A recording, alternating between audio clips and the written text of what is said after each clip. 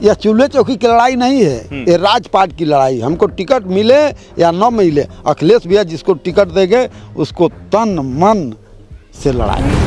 जब इतना सब कुछ था तो सरकार में होते हुए आप लोग कैसे चुनाव हारे? आप हमारी बात, हमने पहली बार सुना है कि मुर्दों के साथ ये लोग चाय पी रहे हैं। ये सरकार है, ये सरकार है। खाली अखिलेश भैया ने यही नारा दिया था कि आरक्षण संविधान बचाना है, तो लोगों ने बहन जी को छोड़ दिया था, चंद्रशेखर को छोड़ दिया था। संविधान के नाम पर तो कुछ करने के लिए तैयार है दलित।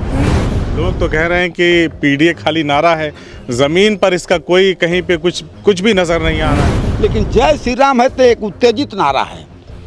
अच्छा, ये उत्तेजित नारा है, इससे कहीं राम का संबंध ही नहीं दिखाई दे रहा है। जहाँ सीता न हो वहाँ राम का कोई अस्तित्व नहीं।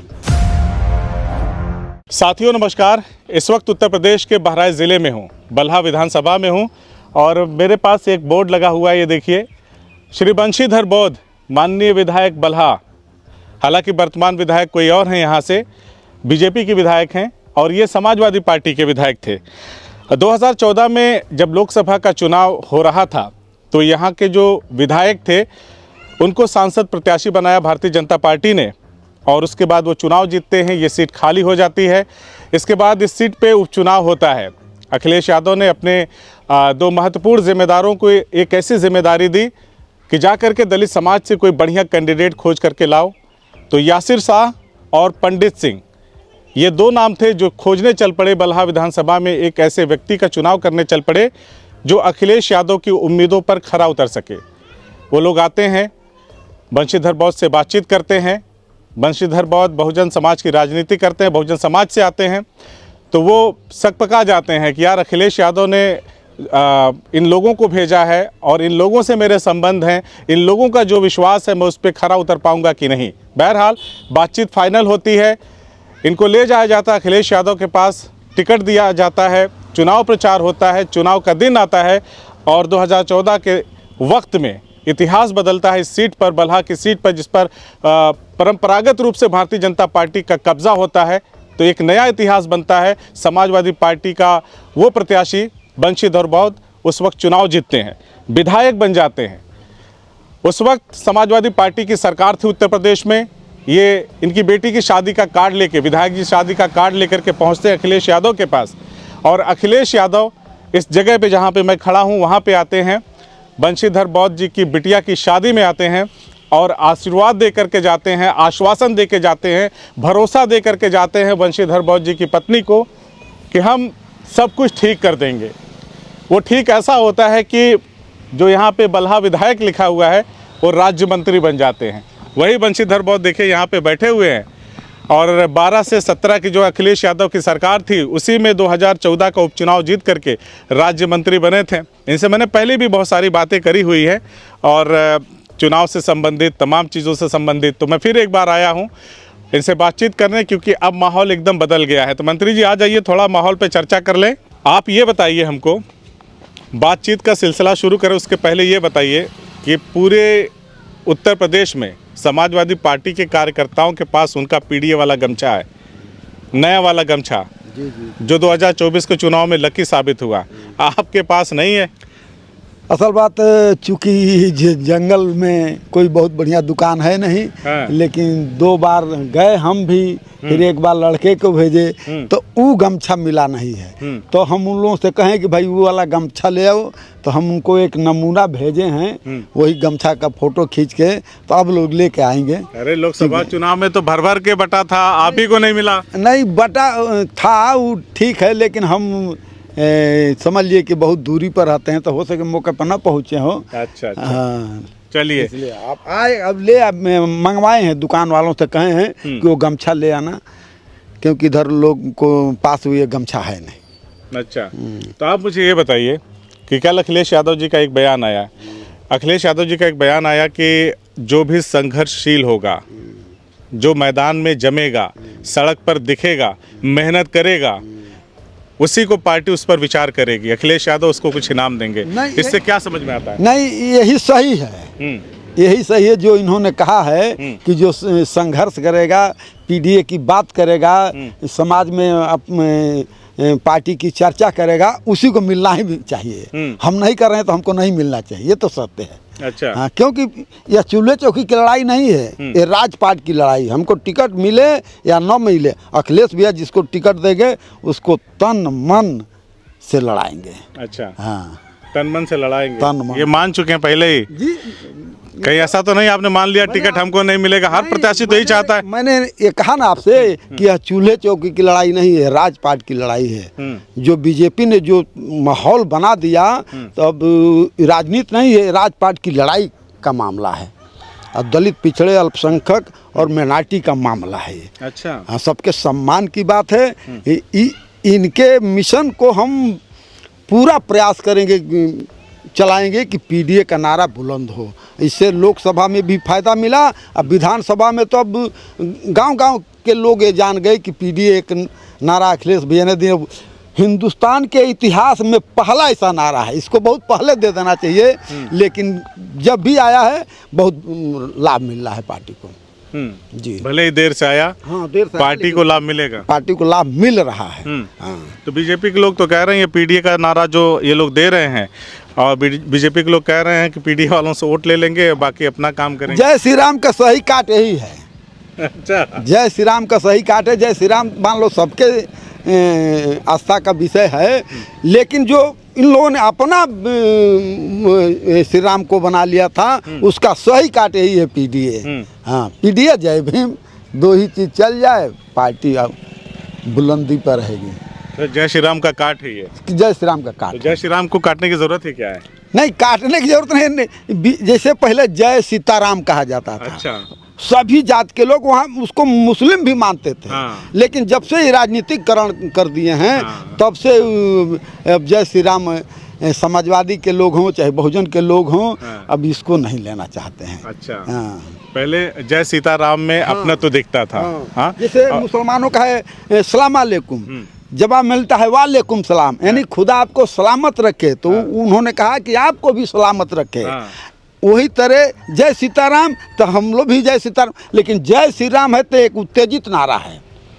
अच्छा। ये उत्तेजित नारा है, इससे कहीं राम का संबंध ही नहीं दिखाई दे रहा है।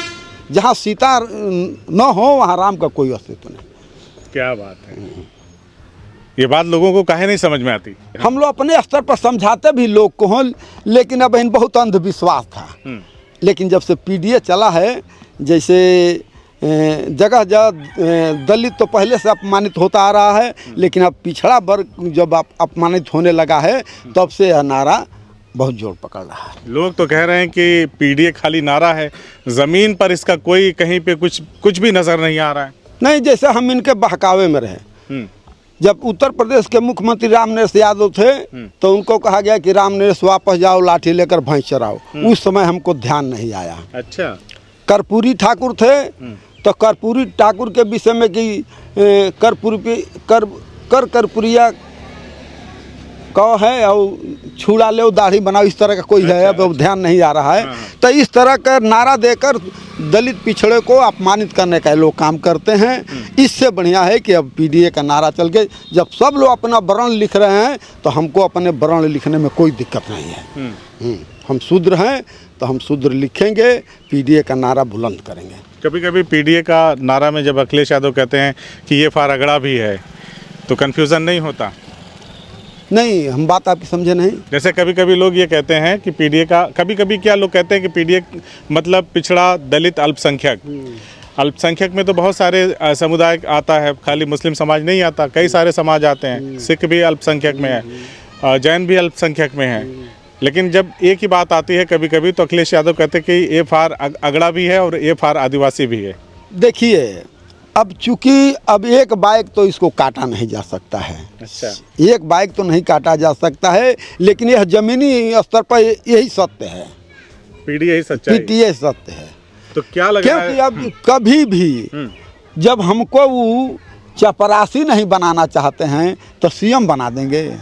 आपको ध्यान होना चाहिए इस बात को कि जिन लोगों का हम नाम ले रहे हैं दलित पिछड़ा अल्पसंख्यक, इनको चपरासी बनाना नहीं चाहते हैं तो क्या डीएम बना देंगे, एसपी बना देंगे, मुख्यमंत्री बना देंगे, पीएम बना देंगे? ये संभव नहीं है। इसलिए डीएम एसपी तो लोग पढ़ाई से बनेंगे। जैसे कांसीराम साहब ने कहा था कि वोट हमारा राज तुम्हारा। अच्छा। तो उस नारे को दलित पिछड़ा, दलित तो खैर कुछ हद तक माना, लेकिन पिछड़ा अल्पसंख्यक माना नहीं।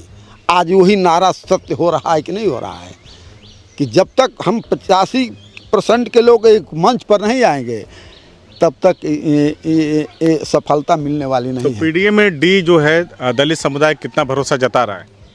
आप भी उसी समुदाय से आते हैं, कितना भरोसा जता रहा है? जैसे ये पहले से जागरूक है। अच्छा। दलित पहले से जागरूक है, इसको समझाने की जरूरत नहीं है। अच्छा। खाली अखिलेश भैया ने यही नारा दिया था कि आरक्षण संविधान बचाना है, तो लोगों ने बहन जी को छोड़ दिया, ऐसा चंद्रशेखर को छोड़ दिया था। संविधान के नाम पर तो कुछ करने के लिए तैयार है दलित। तो उनको भरोसा था कि भरोसा है। इंडिया गठबंधन ही संविधान की रक्षा कर सकता है। जैसे उदाहरण भी है इनका ना, उनका उदाहरण है कि रक्षा कर सकते हैं। जैसे अब यकीन आप न मानिएगा, जब मैं जिला पंचायत था तो हमारे बहू का, एक ही बहू का 3 बच्चे मरे थे। इसलिए मरे थे कि साधन के अभाव में मैं जिले पर नहीं ले जा पाया, 3 बच्चे मर गए। संयोग पर जब अखिलेश भैया 102, 108, 100 नंबर जब चलाए हैं, तब लोगों से पुलिस को फ़ोन करिए, 10 मिनट के अंदर पुलिस आ जा रही है। एम्बुलेंस को फ़ोन करिए, 14-15 मिनट में एम्बुलेंस आ जा रही है, 108 आ जा रहा है। अब किसी भी गांव में आप चले जाइए, कोई एक बच्चा जो डिलीवरी वाला है वो सुरक्षित हो जाता है। मतलब अखिलेश यादव ने जो 12 से 17 में काम किया, आज भी उसका लाभ जनता को मिल रहा है। इसलिए मुझको पूर्ण विश्वास है कि अखिलेश भैया बाबा साहब के मिशन और कांसीराम के मिशन पर ही चल करके समाज का उत्थान करेंगे। यानी अखिलेश ने जो 12 से 17 तक काम किया, उससे आज भी लाभ लोगों को मिल रहा है उससे। हाँ, अभी तो हम जानते हैं कि जब तक ये रहेंगे, चाहे जिसकी भी सरकार हो, ये चलेगा। इसको 108 को, 100 नंबर को, 102 को कोई रोक नहीं पाएगा। जो रोक जाएगा उसकी जमानत जब्त हो जाएगी। हाँ। तो इतना काम करने के बाद सपा की जमानत जब्त हो गई थी? नहीं, जैसे हमारा समाज पढ़ा लिखा नहीं है, अंधविश्वास में फक कर, जैसे 15 लाख तो सरकार में, आप उस सरकार में मंत्री थे, इतना काम करने के बाद इधर आ जाइए आप। नहीं, मेरी बात सुनिए, मैं आपकी बहुत बात सुन नहीं, मेरी बात सुनिए। जब इतना सब कुछ था तो सरकार में होते हुए आप लोग कैसे चुनाव हारे? आप हमारी बात सुन, वही लिए तो आज उसका लाभ मिल रहा है कि जो समाज नहीं माना है। जैसे इन्होंने 15 लाख का वादा किया, तो उसमें गरीब मजदूर चला गया कि 15 लाख मिल जाएगा, अखिलेश भैया के छोड़ो। फिर रोजगार वालों ने सोचा कि 2 करोड़ हर साल नौकरी देंगे शिक्षित वर्ग, उसमें चला गया।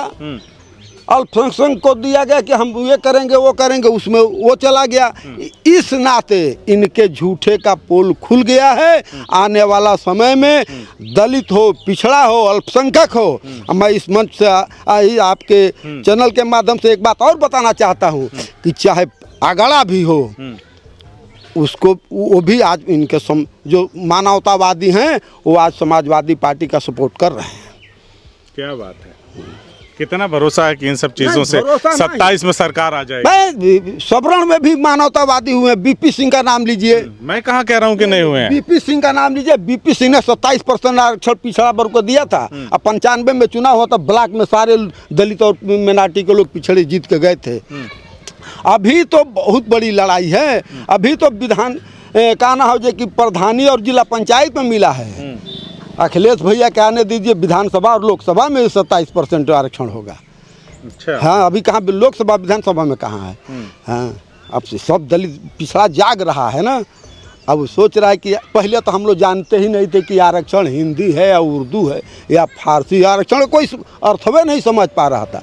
उत्तर 27% ने, धन्यवाद बीपी सिंह को कि 27%, जिसकी सिफारिश आरक्षण की अब सिफारिश यदि आप बात कर दिए तो खोल दिए तो मैं बता दूं कि सबसे पहले बाबा साहब ने आरक्षण की बात किया, बाबा साहब की बात नहीं मानेंगे।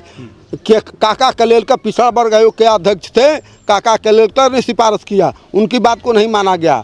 फिर बाबू जगजीवन राम उप प्रधानमंत्री थे, इनकी सिफारिश को नहीं माना गया। चौधरी चरण सिंह की सिफारिश को नहीं माना गया, लेकिन मानेंगे उस ठाकुर साहब बीपी सिंह को कि आए और पिछड़ा वर्ग को 27% आरक्षण दिए। उत्तर प्रदेश में किसने वकालत किया था? दूसरी बात, उत्तर प्रदेश में किसने वकालत? ना पूरी बात हमारी हो जाने दे। अब आने वाला दिनों में जो इंडिया गठबंधन है यदि आ गई तो ये 27% के जब 52% होगा। अब विधानसभा और लोकसभा में भी आरक्षण होगा, अब किसी को रोने की जरूरत नहीं पड़ेगी। तो कितना भरोसा है कि अच्छे दिन आ जाएंगे? कितना भरोसा सरकार आ जाएगी?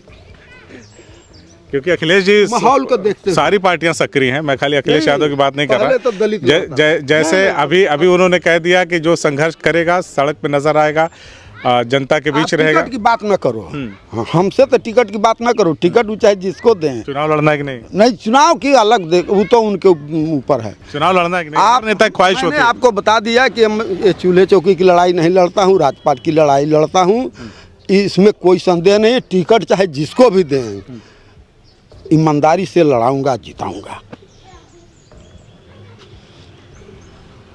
अब आप हमारी बात घुमा दिए, हम कहाँ कहने जा रहे थे, क्या कहलवा दिए आप।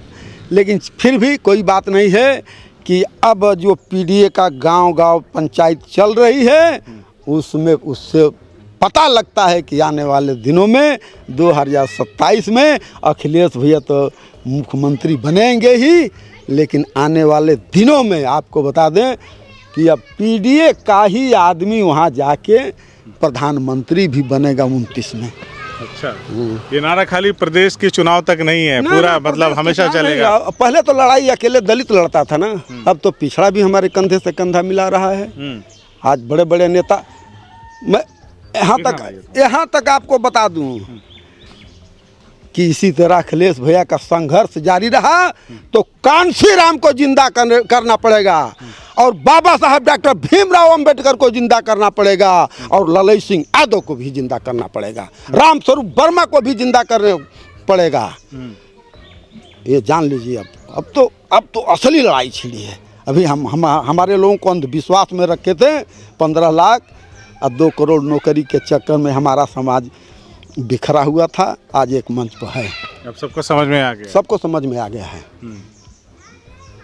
तो 27 में सरकार आ रही है, उसमें कोई बटे नहीं है, कहीं आपको दिख नहीं रहा। जब उपचुनाव हम लोग जीत जाते हैं इस माहौल में तो बहुत बड़ी बात है। इतना बेईमानी के बाद चुनाव हम जीत रहे हैं और जीतेंगे। इस वक्त पूरे देश में वोट चोरी वाला मुद्दा बड़ा तेजी से, अब वोट पर बात, मैं आपके चैनल के माध्यम से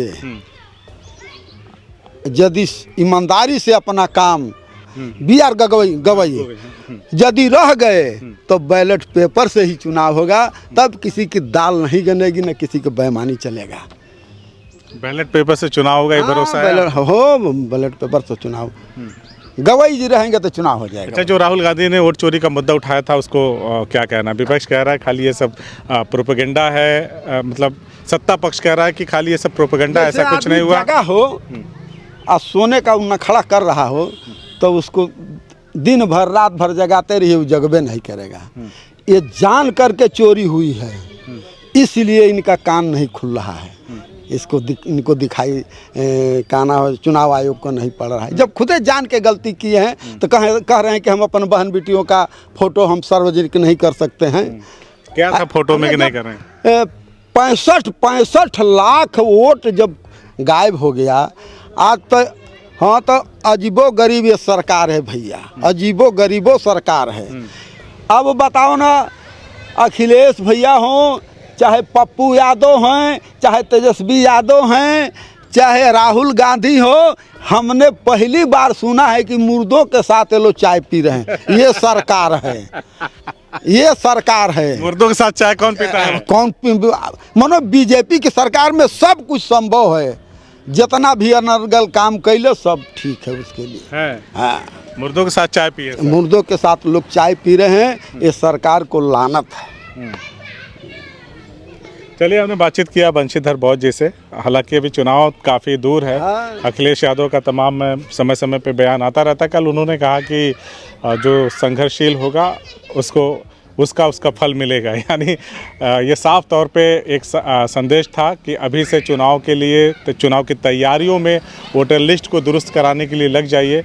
और अब की बार अखिलेश के हिसाब से अगर देखा जाए तो जो काम करने वाले लोग हैं उनकी मेहनत ज़ाया नहीं जाएगी, उनका संघर्ष ज़ाया नहीं जाएगा और उनको उनके काम के हिसाब से उनका प्रतिफल मिलेगा। वो टिकट के तौर पे भी हो सकता है और अगर सरकार आई तो बहुत सारे लाभों के तौर पे भी लोगों को मिल सकता है। इस तरह का कहना है। आप क्या कहते हैं इस पूरी बातचीत पे, हमें कमेंट करके बताइए। और ऐसे ही वीडियो को देखते रहने के लिए बदलेगा भारत से जुड़ते रहिए। सब्सक्राइब कीजिए, शेयर कीजिए और खबर अच्छी लगी हो तो लाइक ज़रूर करिएगा। धन्यवाद।